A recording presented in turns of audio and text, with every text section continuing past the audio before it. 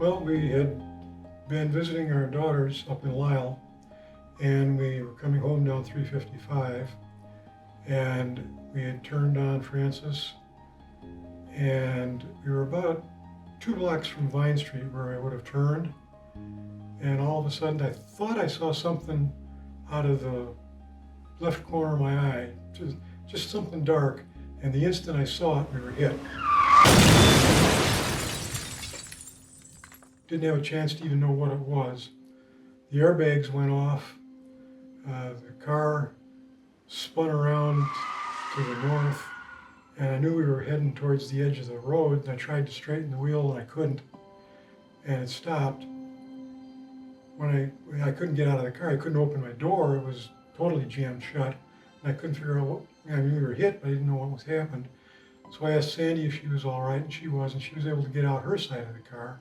So I was sitting there for a second, kind of almost, I was in a daze, and I thought I saw smoke coming out of the vents, and I thought, I'm not going to burn up, so I'm getting out of here. So I crawled out very quickly out the side. Found out later on that was just normal dust from the airbags that had deployed, but it definitely motivated me at the moment.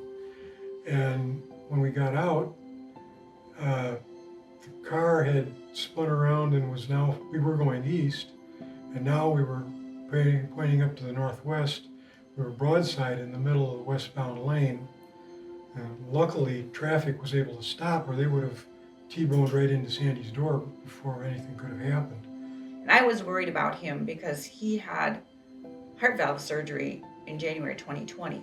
And I've heard that people who have had things like that, implants and things like that, when they receive an impact, that grate can knock those things loose.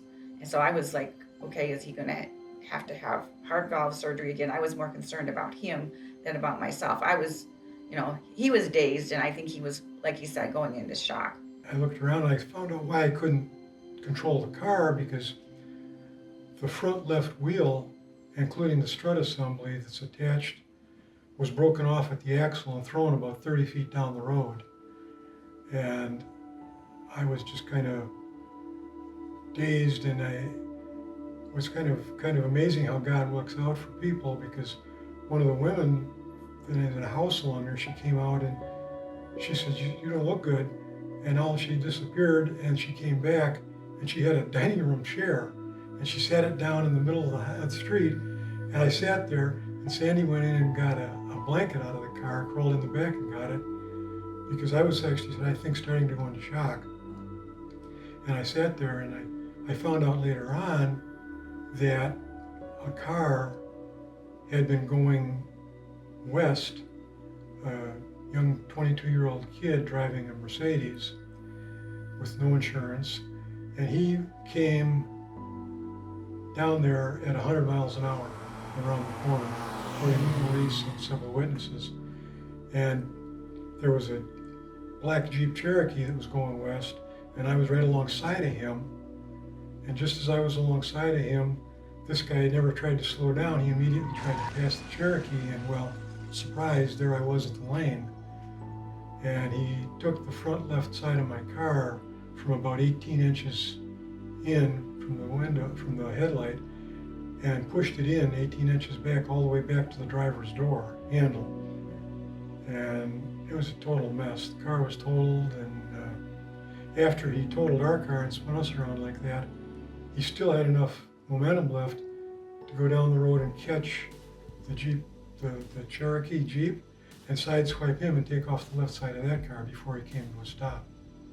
So it was only by the grace of God that we were alive, because I thought about it afterwards, and if I would have been a second slower, or that kid would have been a second faster, instead of just hitting the front left quarter of my headlight, he would have hit us square head on, and I don't think we would have survived that type of a collision.